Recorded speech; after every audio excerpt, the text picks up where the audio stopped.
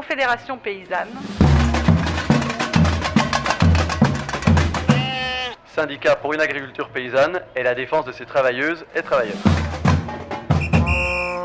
Je suis arrivé en Ariège en tant que berger, j'ai été berger en estive, j'ai monté le troupeau de brebis petit à petit dans le Castillonnais, en Castillon et Bête-Mâle et au Ressin. Et aujourd'hui, on s'est associé cette année avec ma compagne qui, elle, produit des plantes médicinales et aromatiques sur la ferme.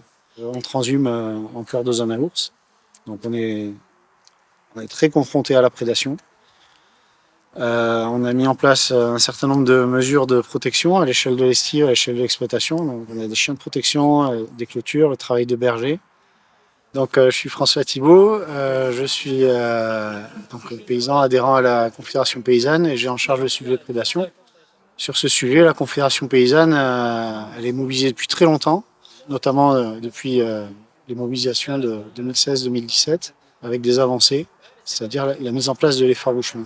Par rapport aux conditions de travail des bergers, on a obtenu la mise à disposition de bombes d'autodéfense, puisqu'il faut savoir qu'aujourd'hui, il y a plusieurs bergers qui se sont déjà fait agresser par des ours. Ce travail de veille syndicale et ces propositions qui sont portées, c'est aussi pour défendre le pastoralisme et notamment l'utilisation des estives. Pour moi, la prédation, c'est un sujet qui est lié à la déprise du territoire. Et il y a un enjeu auquel l'agriculture doit répondre. L'élevage, en particulier, doit occuper et réoccuper ces zones qui ont tendance à partir en friche. Le mouton a besoin de l'estive et l'ours a besoin de territoires embroussaillés fréquentés par de la nourriture animale. C'est un conflit de niche écologique, quelque part. Après, on est sur un sujet délicat parce qu'il y a un statut d'espèce protégée qui est hyper solide. Tout le travail de la conf, ça a été de bien comprendre ces statuts, de porter des solutions constructives tout en respectant la loi.